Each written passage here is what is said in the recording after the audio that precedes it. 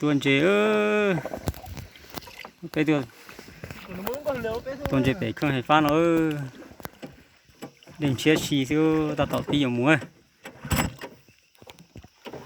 ok này ơ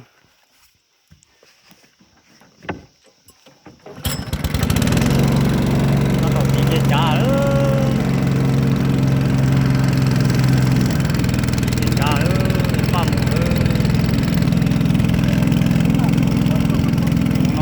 nó cũng phải nó gì phải nó cần phải pha năm thái